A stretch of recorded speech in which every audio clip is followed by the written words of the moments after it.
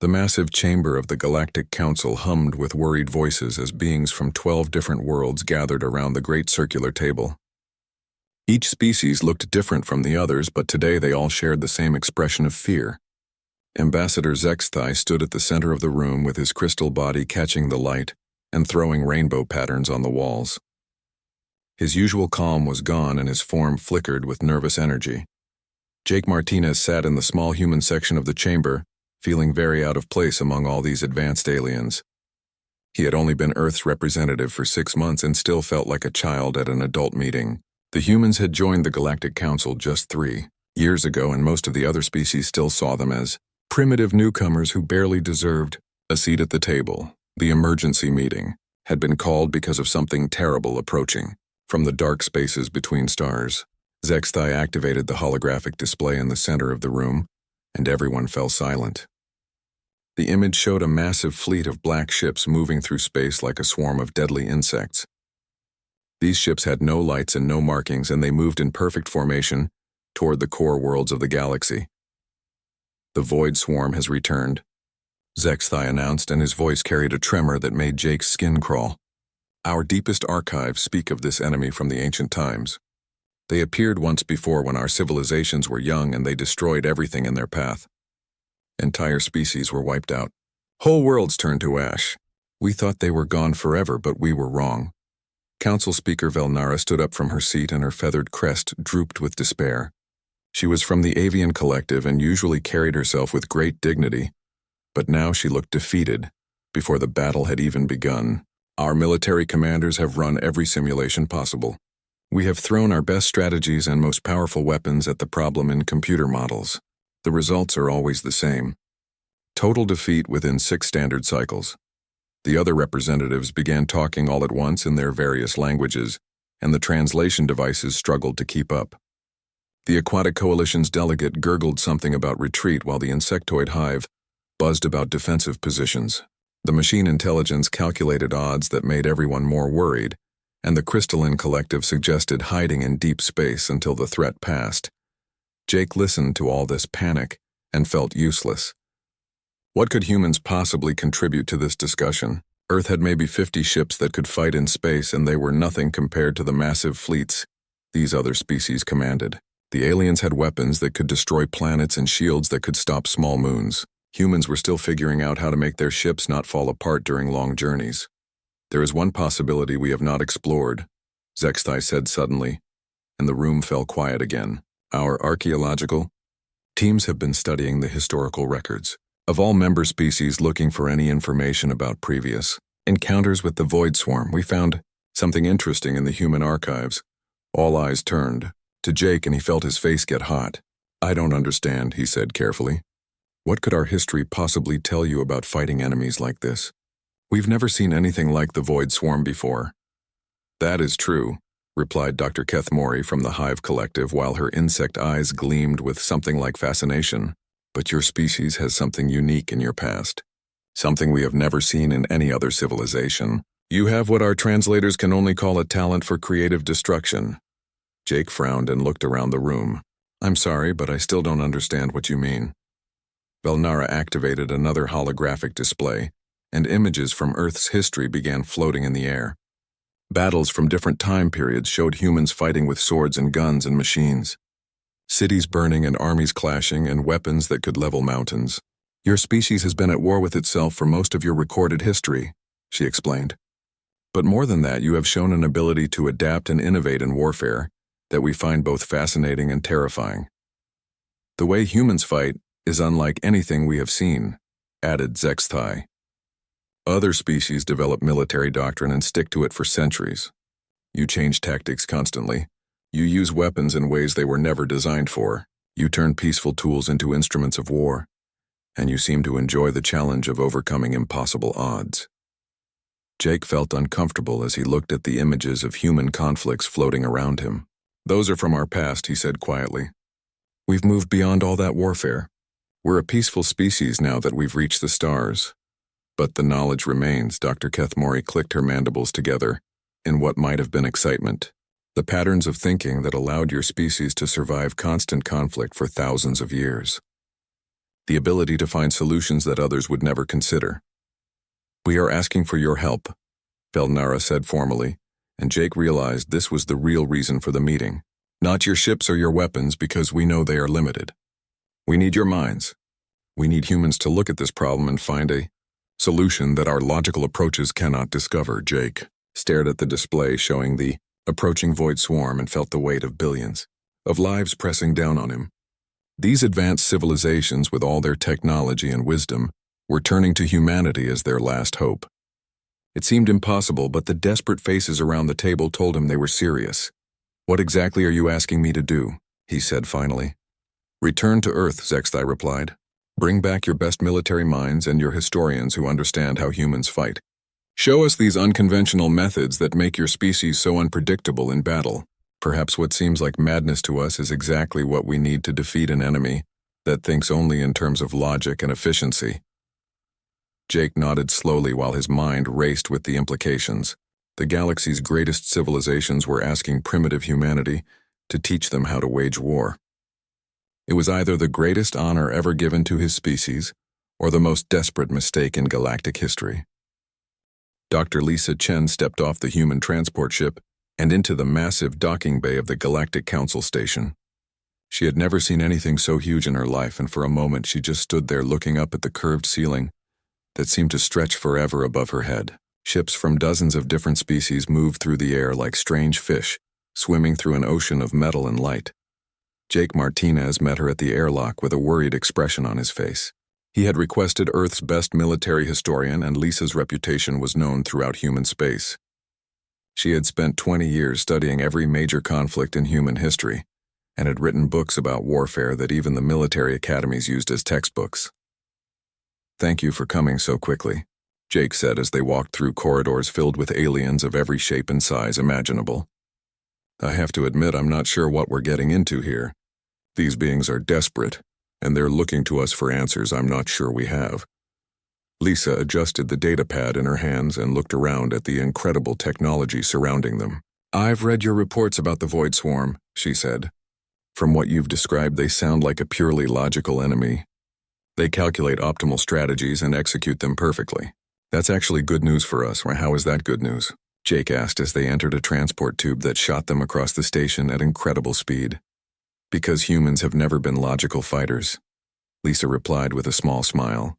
"We do things that make no sense to any reasonable mind. That might be exactly what these aliens need to learn." The Council's data center was even more impressive than the docking bay. Massive computers processed information from across the galaxy, while holographic displays showed real-time updates from the approaching enemy fleet. Alien scientists and military officers worked at stations that seemed to grow from the floor like strange trees made of crystal, and Metal Ambassador Zexthai greeted them personally, and his crystal form sparkled with what Lisa had learned was excitement. "Dr. Chen, we are honored to have such a respected expert join us. We have prepared our most advanced learning systems to interface with your knowledge. Please understand that what we are about to see may be disturbing to our sensibilities." Lisa connected her portable computer to the alien systems and began uploading thousands of years of human military history. The process took several hours, and during that time a crowd of alien observers gathered around them. Military commanders from a dozen species watched with growing fascination and horror as humanity's violent past unfolded before their eyes. "This is impossible," whispered Captain Ryan Foster from the Aquatic Coalition as images of ancient human battles filled the display screens. "Your species fought constantly. There was never peace for more than a few years at a time. How did you survive long enough to reach the stars?" Lisa pulled up a timeline showing major human conflicts and the technological advances that came from each one. "War drove our innovation," she explained simply. "Every conflict taught us something new about fighting and surviving. We learned to adapt quickly because if we didn't, we died." Dr. Kethamori from the Hive Collective studied the data with her compound eyes reflecting the light from dozens of screens. "Your species developed weapons of incredible destructive power," she observed.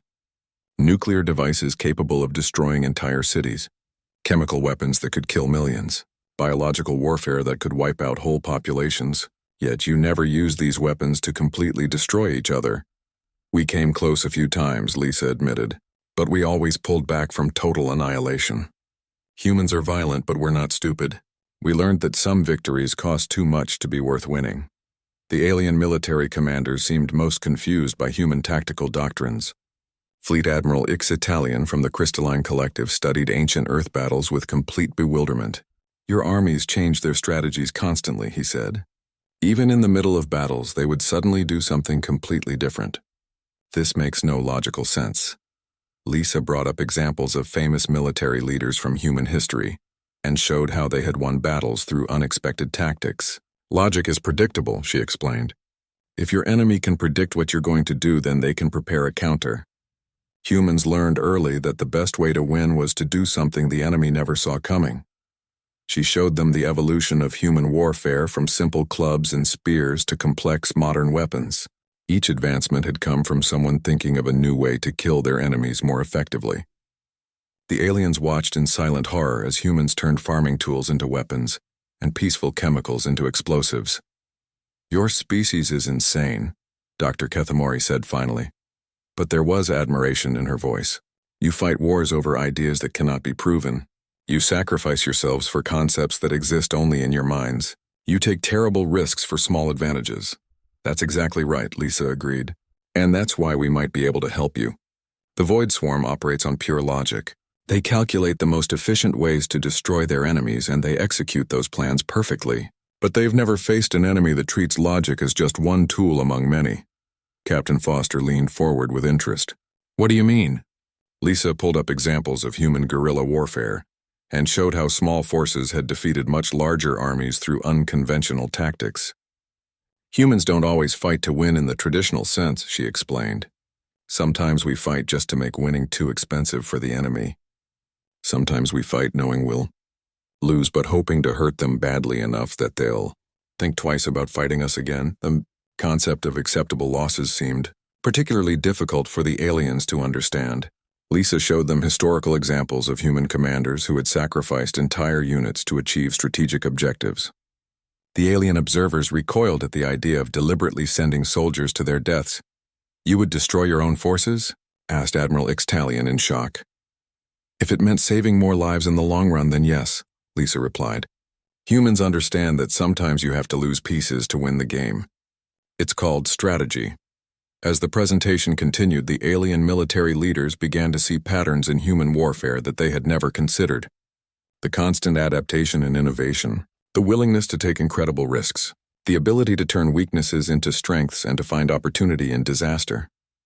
The Void Swarm will not expect this kind of thinking, Zexthai said thoughtfully as he studied the data.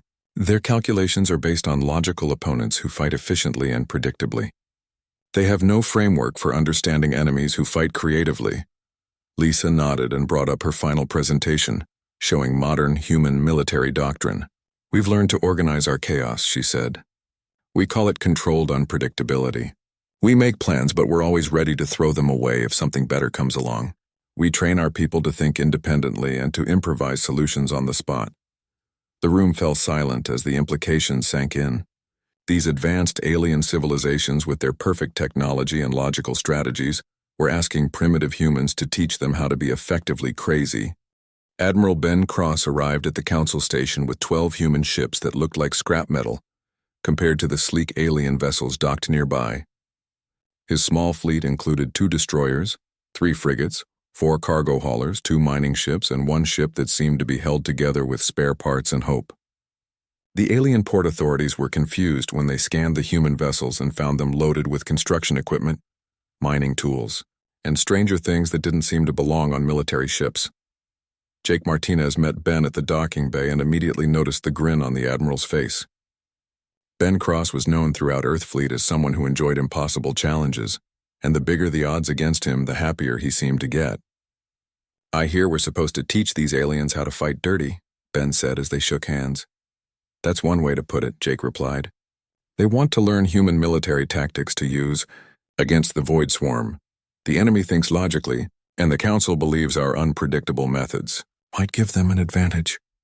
Ben looked around at the massive alien technology surrounding them and whistled softly. These folks have ships that could blow up planets and they want to learn from us. Either they're more desperate than I thought, or human stubbornness is about to become a galactic strategic asset. The War Council meeting brought together military leaders from every species in the galaxy.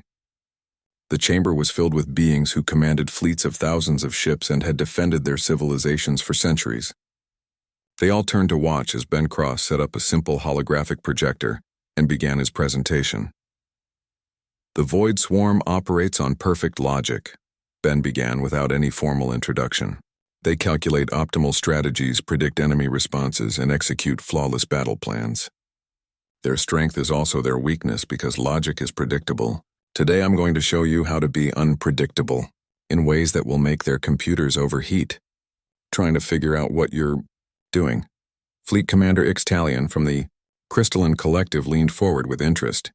Admiral Cross, we have studied human military history, and we understand that your species is willing to take unusual risks. However, we do not see how this applies to space warfare against an enemy with superior technology. Ben smiled and activated his first display showing a detailed scan of the Kepler system where they expected to meet the Void Swarm. You're thinking like civilized beings who fight clean wars with rules and honor. The Void Swarm doesn't care about honor, and neither should we. We're going to turn this entire star system into a weapon. The plan Ben outlined would have been considered insane by any reasonable military standard. Instead of meeting the enemy in traditional battle formations, he proposed using the asteroid fields as improvised ammunition. Human mining ships would hollow out the largest rocks and fill them with nuclear charges. When the Void Swarm arrived, they would find themselves flying through a minefield that stretched across millions of kilometers. You want to destroy valuable mining resources? Asked Captain Foster from the Aquatic Coalition.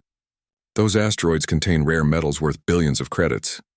Credits won't matter if we're all dead, Ben replied bluntly. Humans learned a long time ago that sometimes you have to burn down your own house to keep the enemy from taking it. We call it scorched earth tactics, and it works because most enemies aren't expecting you to destroy things they think you want to protect. Lieutenant Kate Wong stepped forward to demonstrate the human concept of acceptable losses. She was a small woman who looked harmless until she started talking about military strategy, with the cold calculation of someone who had seen real combat. The alien military leaders listened in growing horror as she explained how human commanders were trained to sacrifice pieces for strategic advantage. Your species would deliberately lose ships in battle? Dr. Kethamori asked while her insect features showed confusion. If losing one ship means destroying 10 of theirs, then it's not really losing. Kate explained patiently. Humans don't measure victory by how many of our people survive. We measure it by accomplishing our objectives. Sometimes the objective is worth more than the cost. The concept seemed to physically pain some of the alien observers. The Crystalline Collective valued every individual consciousness, and the idea of deliberately sacrificing people made their forms flicker with distress. The Hive Collective understood group sacrifice, but only when it served the greater good of their species. The idea of sacrificing beings from different species for a common cause was harder for them to accept.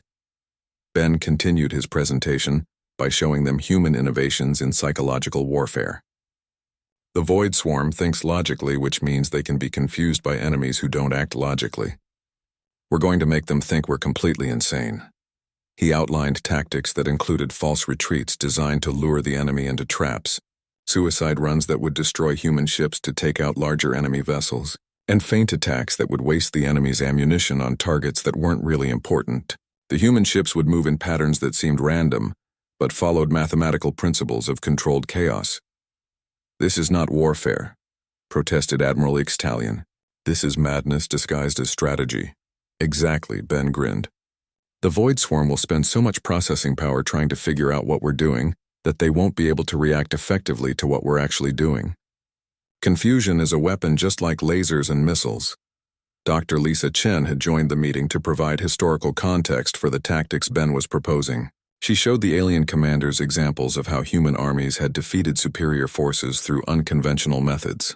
Small groups of warriors who had held off entire armies by fighting in ways their enemies couldn't predict or counter. Your historical records show constant innovation in military technology, observed Fleet Commander Zeftar from the Machine Intelligence.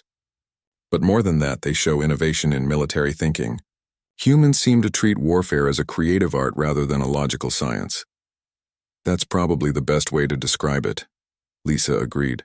Human military leaders are taught to think creatively under pressure.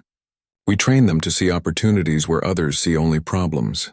We encourage them to break rules when breaking rules might lead to victory. The alien fleets began reluctant preparations based on human recommendations. Engineers who had spent their careers building efficient weapon systems found themselves rigging cargo containers as improvised bombs.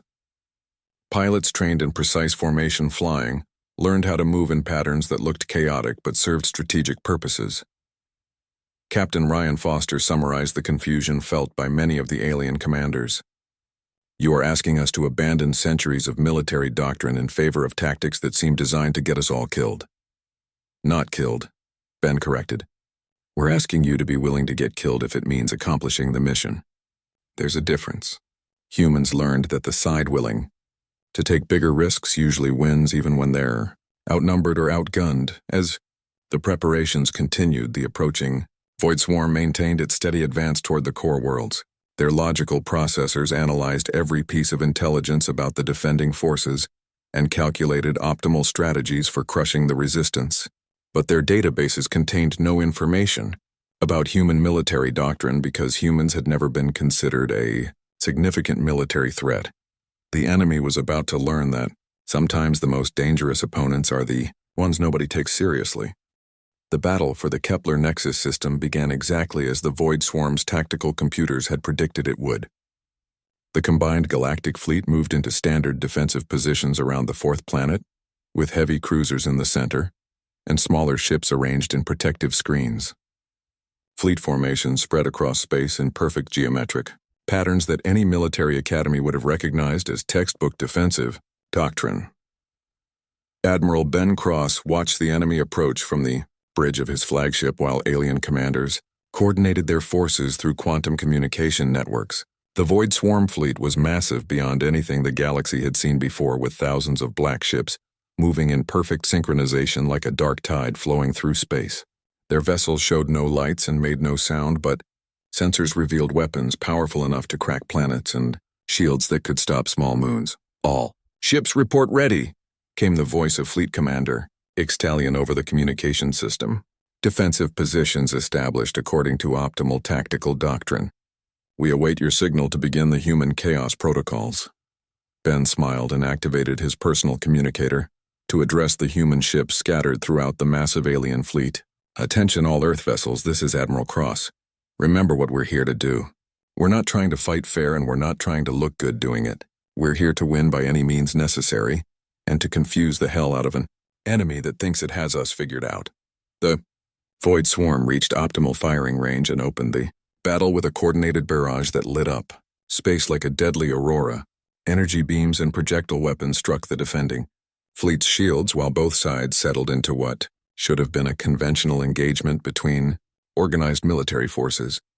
Then Captain Steve Walker's destroyer launched the first surprise. Instead of returning fire with conventional weapons, his ship released thousands of small pods that spread across the battlefield like metallic seeds. The pods bloomed into clouds of reflective chaff that turned the space between the fleets into a hall of mirrors. Suddenly, the Void Swarm's precision energy weapons began reflecting wildly off the mirror particles, and several enemy ships found themselves being hit by their own redirected fire.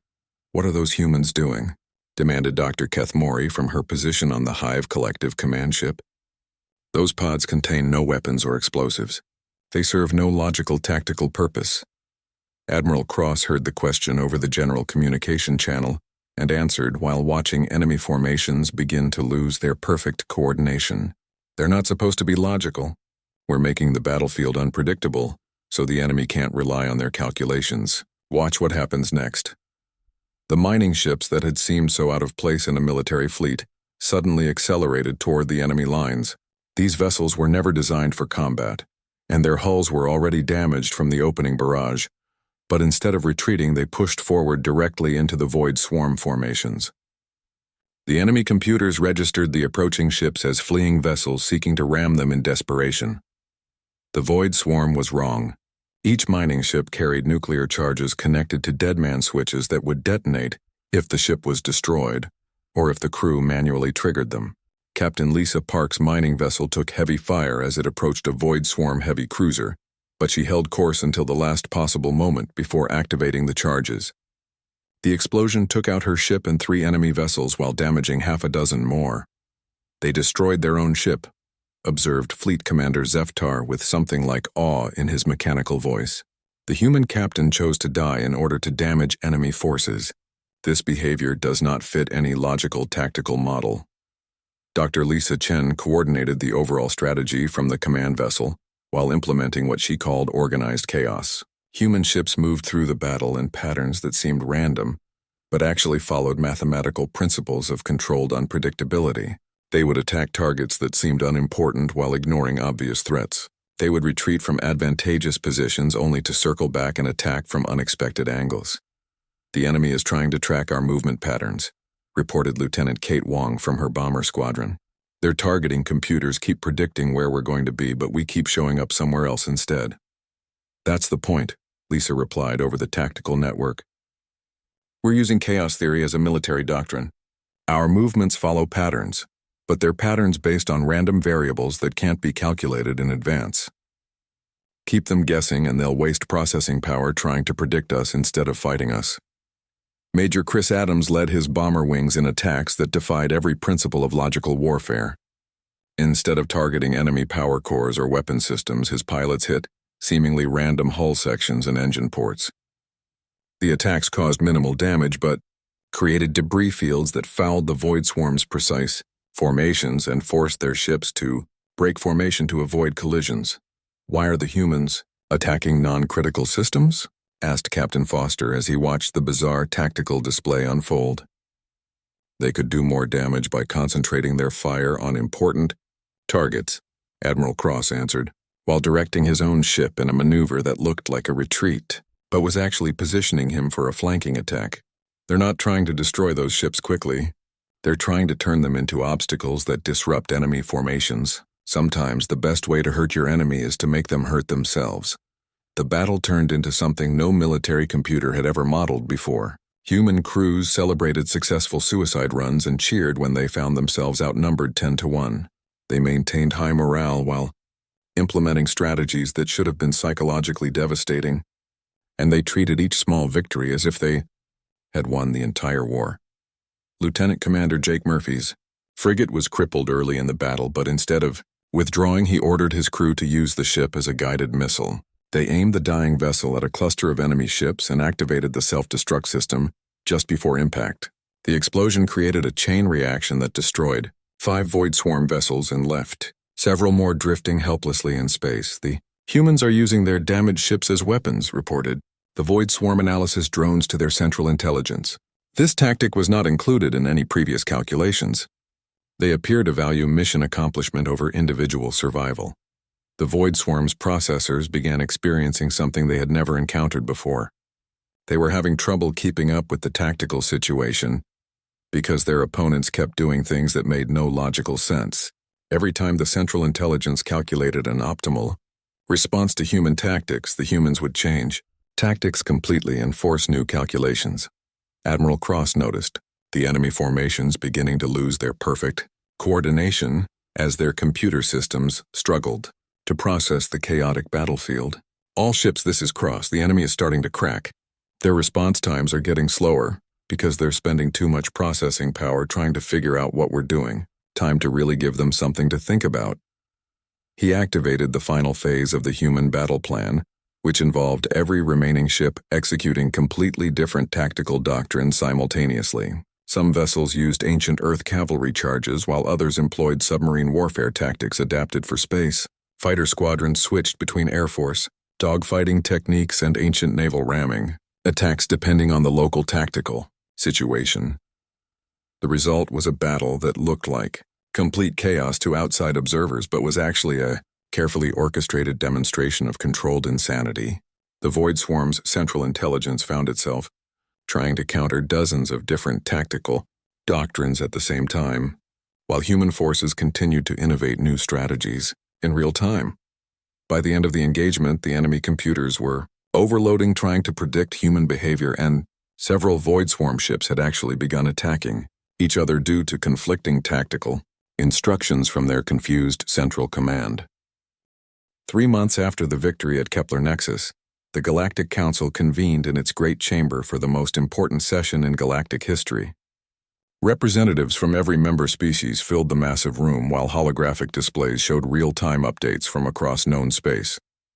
The Void Swarm had withdrawn to the dark regions between stars, and their invasion fleets had stopped advancing for the first time in recorded history. Ambassador Jake Martinez walked to the center of the chamber with a confidence he had never felt before. 6 months ago, he had been a nervous newcomer representing a species that most aliens considered barely civilized. Today he stood before the galaxy's greatest leaders as the representative of the beings who had saved them all from destruction. Honored delegates, Jake began while his voice carried clearly through the chamber's advanced acoustics. We gathered today to discuss the new reality of galactic warfare. The techniques that defeated the Void Swarm have changed how we think about military strategy, and we must decide how to move forward with this knowledge. Council Speaker Velnara stood up from her position at the central podium with her feathered crest held high in a gesture of respect. The galaxy owes humanity a debt that can never be fully repaid.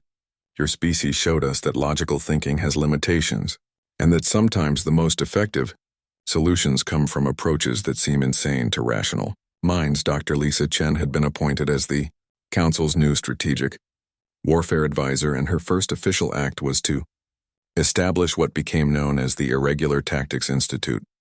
The facility was built on Luna in the Sol system, where alien officers from across the galaxy came to learn human concepts like asymmetric warfare and psychological operations. We're not teaching them to be more violent, Lisa explained to a gathering of Earth's political leaders who were concerned about humanity's new role in galactic affairs.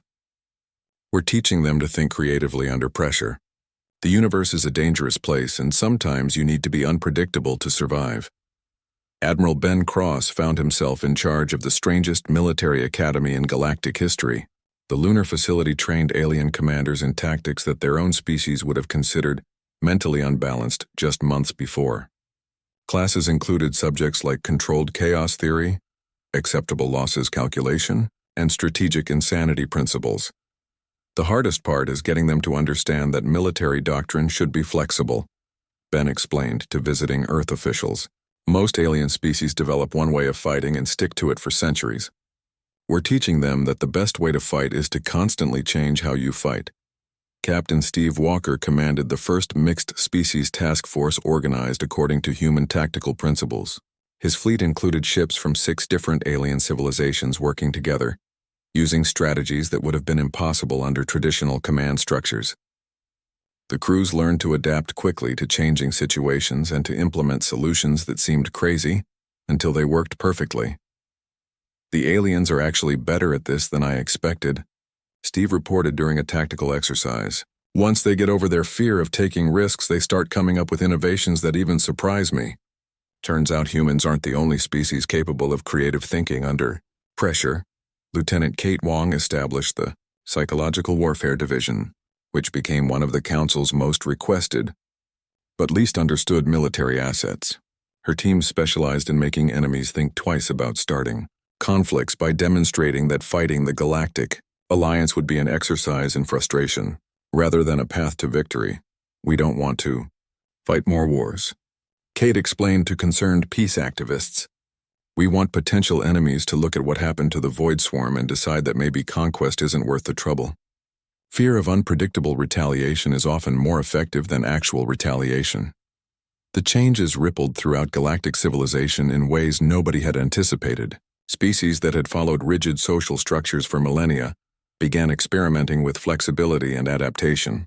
The very nature of interstellar diplomacy evolved as negotiators learned that unpredictability could be a valuable tool for achieving peaceful solutions. Dr. Keth Morey from the Hive Collective wrote the first academic paper on human strategic thinking, and her conclusions surprised the scientific community. Humans have developed what can only be called an evolutionary advantage in problem solving, she observed. Their constant warfare forced them to innovate rapidly or face extinction. This created a species that treats every challenge as an opportunity for creative solutions. The Void Swarm remained in dark space, apparently engaged in massive computational efforts to develop new tactical algorithms capable of dealing with unpredictable enemies. Intelligence reports suggested that their central Processors were working continuously to solve what they called the human problem, but progress was slow because the problem itself kept changing. They're trying to create logical solutions for dealing with illogical opponents. Admiral Cross explained during a council security briefing. It's like trying to write a computer program that can predict random numbers. The harder they work at it, the more frustrated they're going to get. Fleet Commander Ixitalian from the Crystalline Collective had become one of the most enthusiastic converts to human tactical doctrine. His forces now used improvised weapons and unpredictable movement patterns that made traditional military observers nervous but proved highly effective in training exercises. Have learned that military efficiency is not always the same as military effectiveness, he reported during a council session. Human methods seem wasteful and chaotic, but they achieve results that our logical approaches could never accomplish. The Irregular Tactics Institute graduated its first class of alien officers who returned to their home fleets with new ways of thinking about warfare and problem solving. These graduates began training others, and within a year, the principles of controlled chaos had spread throughout the galactic military structure. Captain Ryan Foster summarized the transformation during a joint training exercise. 6 months ago, we fought by the book and we were losing badly. Today, we're learning to write new books as we go, and suddenly we're winning again. Humans didn't just save us from the Void Swarm, they saved us from our own predictability. The final assessment came from an unexpected source. The machine intelligence faction had initially been the most resistant to human tactical concepts because their computer-based thinking was naturally logical and orderly. But after months of study, they reached a conclusion that surprised everyone. Human strategic thinking represents an evolutionary advancement in problem-solving methodology, announced Fleet Commander Zeftar during a formal council presentation. Their approach combines logical analysis with creative innovation in ways that produce solutions neither pure logic nor pure creativity could achieve alone. Ambassador Jake Martinez concluded the historic session by addressing the future of human involvement in galactic affairs. We didn't ask to become the galaxy's military advisors, he said, but we accept the responsibility that comes with this role. Humanity will continue to share our knowledge, while hoping that the need for warfare becomes less common. As time goes on, the universe had become a different place since humans taught the galaxy how to fight creatively. Conflicts still occurred, but they were resolved more quickly because potential aggressors knew they might face opponents who would do things that made no logical sense until they worked perfectly. Years later, when young alien cadets studied military history, they learned about the species that turned warfare into an art form and made unpredictability into a science. The textbooks would note that humans were the only known species to develop military doctrine based on controlled insanity, and that their greatest strategic weapon was their willingness to do things that seemed impossible until they succeeded. In the depths of space, the Void Swarm continued its calculations, trying to solve the unsolvable problem of predicting a species that had made unpredictability into their greatest strength.